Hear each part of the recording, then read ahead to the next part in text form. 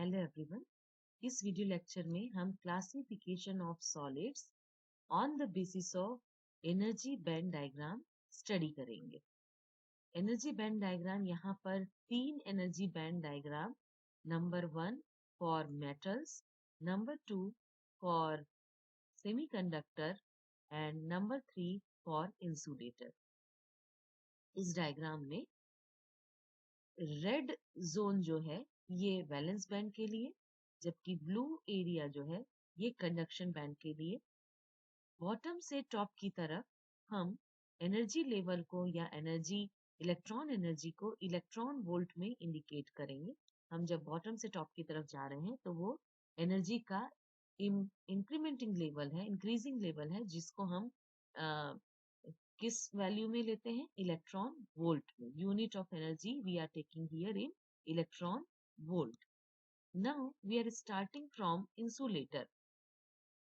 Insulator में valence band और conduction band के बीच एनर्जी का जो गैपिंग है, जो डिफरेंस है, यहाँ ये lower level of conduction band और यहाँ upper level of conduction band के बीच का जो डिफरेंस है, ये डिफरेंस बहुत ज्यादा होता है, वेरी लार्ज होता है। और इस वजह से लार्ज होने का मतलब ये है कि वैलेंस बैंड के वैलेंस इलेक्ट्रॉन्स जो हैं वो इतना एनर्जी गेन करने के बाद ही कंडक्शन बैंड में एग्जिस्ट करेंगे या कंडक्शन बैंड तक पहुंच पाएंगे। तो ये एनर्जी गैप बहुत ज्यादा होने की वजह से अराउंड 15 इलेक्ट्रॉन वोल्ट या 7 to 8 इलेक्ट्रॉन वोल्ट भी अगर एनर्जी गैप अगर होगा तो वैलेंस बैंड के जो वैलेंस इलेक्ट्रॉन्स हैं वो कंडक्शन बैंड में अवेलेबल नहीं हो पाएंगे। मतलब वैलेंस बैंड के वैलेंस इलेक्ट्रॉन्स इतना एनर्जी लेवल राइज करके कंडक्शन बैंड में नहीं पहुंच पाते, जिसका मतलब ये है कि वो अपने न्यूक्लियस से, अपने एटम से डिटैच नहीं हो पाते, फ्री नहीं हो पाते। इसलिए इंसुलेटर में वैलेंस बैंड जो है ये कंप्लीटली फिल्ड रहता है, इसमें वैलेंस इलेक्ट्रॉन्स अवेलेबल होते हैं, लेकिन कंडक्शन बैंड में कोई फ्री इलेक्ट्रॉन्स अवेलेबल नहीं होता। This is the case for insulator. Now in semiconductor, semiconductor के केस में, सेमीकंडक्टर में जो फॉरबिडन एनर्जी गैप है, ये जो गैप है ये गैप बहुत कम होता है। से this is of around 1 electron volt. ये एनर्जी गैप कम होने की वजह से वैलेंस शेल के जो इलेक्ट्रॉन्स जो कि वैलेंस बैंड में हम दिखाते हैं, वो valence electrons 0 degree Celsius temperature पर तो सेमी कंडक्टिंग मटेरियल के कंडक्शन बैंड में फ्री इलेक्ट्रॉन्स की तरह अवेलेबल नहीं हो पाते, लेकिन नॉर्मल टेम्परेचर या रूम टेम्परेचर जो कि 23 डिग्री सेल्सियस रूम टेम्परेचर पर की थर्मल एनर्जी को गेन करके वैलेंस बैंड के जो इलेक्ट्रॉन्स हैं वो इतना एनर्जी गेन करके कंडक्शन बैंड में अवेलेबल हो पाते हैं और फ्री इलेक्ट्रॉन्स बन जाते हैं। तो सेमीकंडक्टर में जो एनर्जी बैंड गैप है वो इंसुलेटर से काफी कम, जबकि कंडक्टर से काफी ज्यादा बीच के लेवल का होता है। और यहाँ पर ये एक मार्जिनल डैश्ड लाइन जो दिखाई जा रही है, इसे हम कहते हैं Fermi level. Fermi level means कि अगर इस मिड लाइन के लेवल से अगर एनर्जी ज्यादा हो जाती है वैलेंस इलेक्ट्रॉन्स की, तो उसकी टेंडेंसी फ्री होने की बन जाती है। अगर फर्मी लेवल से नीचे है इलेक्ट्रॉन्स की एनर्जी तो उसकी टेंडेंसी फ्री नहीं होने की होगी, वो वैलेंस शेल का ही हिस्सा रहेंगे। तो सेमीकंडक्टर में band gap is in between conduction band and valence band, और ये बैंड गैप बहुत ही कम होता है, जो कि थोड़े से टेम्परेचर, रूम टेम्परेचर पर ही वैलेंस शेल के इलेक्ट्रॉन्स या वैलेंस बैंड के इलेक्ट्रॉन्स एनर्जी को गेन करके अपना लेवल को राइज करके कहाँ पहुंच जाते हैं? कंडक्शन बैंड में। जबकि कंडक्टर के केस में आप देखिएगा, कंडक्टर के केस में कंडक्शन बैंड का जो रीजन है वो यहाँ से यहाँ तक है, जबकि वैलेंस बैंड का जो रीजन है वो यहाँ से यहाँ तक है, इस एरिया। इसका मतलब ये जो बीच का रीजन है, जो ये जो रीजन है यहाँ से यहाँ तक, या हम नीचे से ऊपर की तरफ जाएं तो ये जो एरिया है, ये एरिया वैलेंस बैंड का भी हिस्सा है और कंडक्शन बैंड का भी हिस्सा है। इसका मतलब ये हुआ कि लोअर टेम्परेचर या नॉर्मल टेम्परेचर में भी या बिलो 0 डिग्री सेल्सियस टेम्परेचर पर भी कंडक्टर्स में वैलेंस शेल के जो इलेक्ट्रॉन्स है, वैलेंस बैंड के जो इलेक्ट्रॉन्स हैं, वो अपने एटम से डिटैच होकर के वो कहाँ पहुंच जाते हैं? कंडक्टर में, कंडक्टिंग एरिया में। इस रेंज में इलेक्ट्रॉन्स अवेलेबल होते हैं। इसलिए कंडक्टर के केस में ओवरलैपिंग होती है कंडक्शन बैंड और वैलेंस बैंड की। तो ये जो मेजेंटा कलर जो सेंटर में हमें दिखाई दे रहा है, ये ओवरलैप्ड एरिया है। इसे हम और अच्छे से देखते हैं इस एनर्जी बैंड डायग्राम से, जो स्पेसिफिकली ड्रॉ किया गया है कंडक्टर्स के केस में। यहाँ देखिए, जो रेड क्रॉस लाइन है ये शो कर रहा है वैलेंस बैंड को, जिसमें वैलेंस इलेक्ट्रॉन्स रहते हैं, जबकि कंडक्शन बैंड में ग्रीन क्रॉस लाइन से शो किया गया है। और ये जो बीच का जो एरिया है, ये ओवरलैप्ड एरिया है।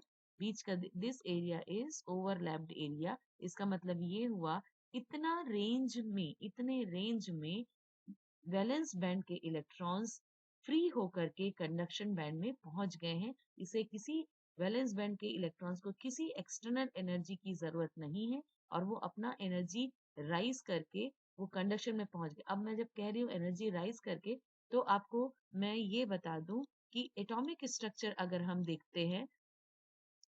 एटॉमिक स्ट्रक्चर देखते हैं, तो यहाँ तो ये सिलिकॉन एटम के लिए है, जिसमें आउटर मोस्ट ऑर्बिट में फोर इलेक्ट्रॉन्स हैं। लेकिन कंडक्टर के केस में जनरली आप देखेंगे कॉपर, एल्यूमिनियम, गोल्ड या सिल्वर में नंबर ऑफ ऑर्बिट्स की संख्या भी बहुत ज्यादा होती है। और जैसे जैसे नंबर ऑफ ऑर्बिट्स की संख्या बढ़ती जाएगी, उनका अपने न्यूक्लियस से जो बॉन्डिंग है वो लूज होता जाएगा। सबसे नजदीक का फर्स्ट जो ऑर्बिट है, इसके इलेक्ट्रॉन्स जो हैं टाइटली बाउंड होते हैं न्यूक्लियस से। जैसे ही सेकेंड नंबर का ऑर्बिट के इलेक्ट्रॉन्स जो है फर्स्ट ऑर्बिट के इलेक्ट्रॉन्स से उसकी बॉन्डिंग एनर्जी कम हो जाएगी न्यूक्लियस से, वैसे ही थर्ड की और कम हो जाएगी। और जैसे जैसे नंबर ऑफ ऑर्बिट्स की संख्या बढ़ती जाएगी, तो उन बढ़े हुए या ऑर्बिट्स, आउटर ऑर्बिट्स के जो इलेक्ट्रॉन्स है, उनकी जो बॉन्डिंग एनर्जी है न्यूक्लियस के साथ में, वो कम होती जाएगी। ठीक है? भले ही उनका पोटेंशियल एनर्जी अपने ऑर्बिट में एग्जिस्ट करने की जो पोटेंशियल एनर्जी है वो ज्यादा है। हमें ये ध्यान रखना है कि हम बात करते हैं दो टाइप्स के एनर्जी पर। नंबर वन एनर्जी जो है वो है बॉन्डिंग एनर्जी, जो कि न्यूक्लियस से बंधे रहने की जो एनर्जी है वो है बॉन्डिंग एनर्जी। जबकि नंबर टू जो है पोटेंशियल एनर्जी, जो कि अपने ऑर्बिट में बने रहने के लिए, एग्जिस्ट करने के लिए जो एनर्जी है वो है पोटेंशियल एनर्जी। अपना स्टेमिना बनाए रखने के लिए, अपना एग्जिस्टेंस बनाने के लिए जो एनर्जी है, आउटर मोस्ट ऑर्बिट या अम, अपने ऑर्बिट में बने रहने की जो टेंडेंसी है, ये आउटर मोस्ट ऑर्बिट का जो इलेक्ट्रॉन है, ये जो एनर्जी रख रहा है अपने पास, वो है पोटेंशियल एनर्जी। तो हमें दो एनर्जी की जानकारी होनी है। एक है बॉन्डिंग एनर्जी, जो कि इलेक्ट्रॉन और ऑर्बिट के इलेक्ट्रॉन और न्यूक्लियस के प्रोटॉन के बीच में बॉन्डिंग एनर्जी होती है। जबकि जो दूसरी एनर्जी है, वो ऑर्बिट में इलेक्ट्रॉन्स को अपने आप को बनाए रखने के लिए, अपने सिग्निफिकेंस के लिए जिस एनर्जी की जरूरत होती है वो है पोटेंशियल एनर्जी। और जब हम बैंड डायग्राम जब ड्रॉ करते हैं, इस तरीके से जब हम बैंड डायग्राम ड्रॉ करते हैं, तो ये जो एनर्जी हम ड्रॉ कर रहे हैं, ये जो एनर्जी है, this energy is for potential energy, जिसमें जो फर्स्ट बैंड के इलेक्ट्रॉन्स है उनकी जो एनर्जी है वो सबसे कम होगी। सेकंड बैंड के जो इलेक्ट्रॉन्स है उनकी, क्योंकि वो न्यूक्लियस से दूर रह रहा है, तो अपने बैंड में अपने आप को बनाए रखने के लिए उसकी एनर्जी, पोटेंशियल उसकी ज्यादा होगी। और इसी तरीके से आउटर मोस्ट ऑर्बिट की जो एनर्जी है वो बैलेंस बैंड में आती है, जो कि सारे बैंड की एनर्जी, जो कि जितने भी ऑर्बिट है उसके इलेक्ट्रॉन्स के जो एनर्जी बैंड है, उसमें वैलेंस बैंड की एनर्जी सबसे अधिक होगी। और जो कंडक्शन बैंड है, इस कंडक्शन बैंड में जो हम इलेक्ट्रॉन्स शो करते हैं, ये जो मैं रेड डॉट बताई, ये फ्री इलेक्ट्रॉन्स है। और ये फ्री इलेक्ट्रॉन्स कब होंगे? जब वैलेंस बैंड से कोई एक इलेक्ट्रॉन डिटैच होकर के कहाँ पहुंच जाएगा? कंडक्शन बैंड में। तो अगर मैं 3 फ्री इलेक्ट्रॉन दिखा रही हूँ किसी भी एनर्जी बैंड डायग्राम में, कंडक्शन बैंड में, तो वो किसकी वजह से है? वैलेंस बैंड के इलेक्ट्रॉन्स जो कि डिटैच होकर के अपने न्यूक्लियस से बाहर निकल गए हैं, अपने एटम से बाहर निकल गए हैं, और वो क्या जनरेट करते हैं? होल। तो एक चीज हमें हमेशा ध्यान रखना है, किसी भी एनर्जी बैंड डायग्राम, जब हम प्योर मटेरियल की बात कर रहे हैं, तो प्योर मटेरियल में जितने number of free electrons conduction band में हम शो करते हैं, उतने ही number of holes valence band में, क्योंकि वैलेंस बैंड का एक इलेक्ट्रॉन यहाँ से शिफ्ट होकर के जब एटम के बाहर चले जाता है और फ्री हो जाता है, जिसे हम एनर्जी बैंड डायग्राम में कंडक्शन बैंड में शो करते हैं, तब ही यहाँ पर होल और फ्री इलेक्ट्रॉन का जनरेशन होता है। तो free electron in conduction band and hole in valence band, ये इलेक्ट्रॉन होल पेयर जनरेट होता है थर्मल एनर्जी की वजह से। तो ये कॉन्सेप्ट हमें किसी भी प्योर मटेरियल में ध्यान रखने की जरूरत है। अब हम बढ़ते हैं क्लासिफिकेशन ऑफ सॉलिड्स, जिसके हम एनर्जी बैंड डायग्राम के बेसिस पर कर रहे हैं। Let me clear this one. And energy band diagram of solids, जो कि हम कंडक्टर के केस में हमें स्पेसिफिकली देखना है कि कंडक्टर के केस में आउटर मोस्ट ऑर्बिट, सबसे पहला पॉइंट, आउटर मोस्ट ऑर्बिट अपने न्यूक्लियस से काफी दूर रहता है, इसलिए आउटर मोस्ट ऑर्बिट की बिना बॉन्डिंग एनर्जी कम होती है, लेकिन पोटेंशियल एनर्जी सबसे ज्यादा होती है।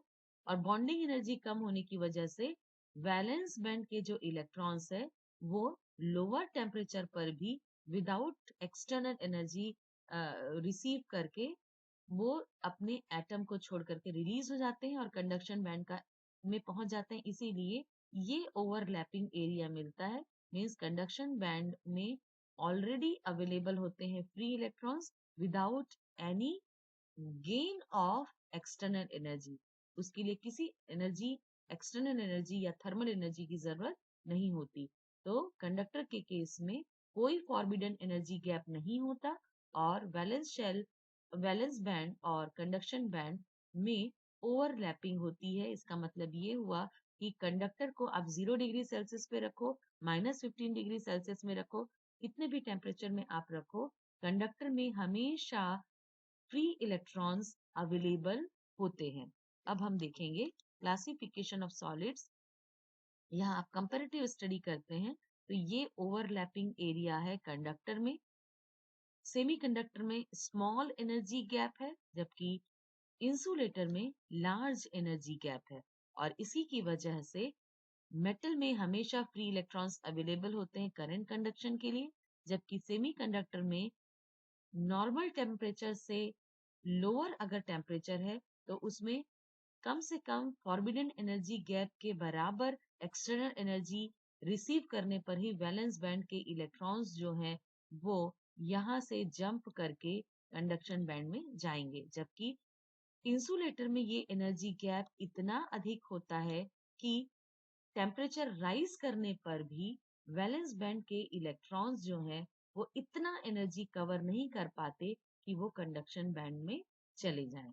अब हम इनको पॉइंट्स के फॉर्म में देखते हैं, जिसे मैं यहाँ पर टेबल के फॉर्म में आपको दिखा रही हूँ। यहाँ देखिए, valence band is full whereas conduction band is empty. यहाँ कंडक्शन बैंड इज एम्प्टी माने इंसुलेटर के केस में कंडक्शन बैंड में कभी भी कोई फ्री इलेक्ट्रॉन्स अवेलेबल नहीं होता। ठीक है। सेमीकंडक्टर के केस में एब्सोल्यूट जीरो टेम्परेचर, जिसे हम कहते हैं 0 डिग्री केल्विन, इस एब्सोल्यूट जीरो टेम्परेचर पर वैलेंस बैंड तो फुल रहता है, माने वैलेंस बैंड में वैलेंस इलेक्ट्रॉन्स अवेलेबल रहते हैं, लेकिन कंडक्शन बैंड एम्प्टी रहता है। मतलब एब्सोल्यूट जीरो टेम्परेचर पर सेमीकंडक्टर एक इंसुलेटर की तरह काम करता है।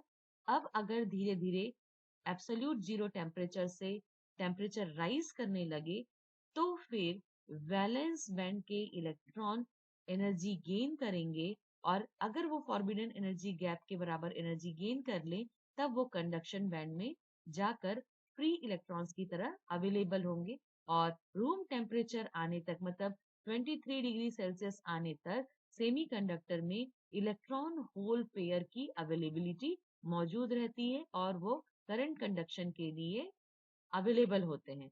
इस तरीके से सेमीकंडक्टर की जो प्रॉपर्टी है वो टेम्परेचर डिपेंडेंट प्रॉपर्टी है। लोअर टेम्परेचर या एब्सोल्यूट जीरो टेम्परेचर पर सेमीकंडक्टर जो है वो किसकी तरह काम करता है, इंसुलेटर की तरह काम करता है, जबकि हायर टेम्परेचर पर सेमीकंडक्टर में कंडक्शन की प्रॉपर्टी जनरेट हो जाती है क्योंकि उसमें इलेक्ट्रॉन होल पेयर के फॉर्म में चार्ज कैरियर्स अवेलेबल हो जाते हैं। अब अगर हम कंडक्टर के केस में देखें तो कंडक्टर में valence band overlap with the conduction band. इसका मतलब ये हुआ कि एब्सोल्यूट जीरो टेम्परेचर हो, लोअर टेम्परेचर हो, नॉर्मल टेम्परेचर हो या हायर टेम्परेचर हो, कंडक्शन बैंड में हमेशा फ्री इलेक्ट्रॉन्स अवेलेबल होते हैं। ठीक है, चलिए अब बढ़ते हैं सेकेंड पॉइंट की तरफ। सेकेंड पॉइंट जो कि हमने एनर्जी बैंड डायग्राम में हमने देखा कि forbidden energy gap is very large in insulator जो कि नियर अबाउट 15 इलेक्ट्रॉन वोल्ट या 7 इलेक्ट्रॉन वोल्ट से भी ज्यादा होगा।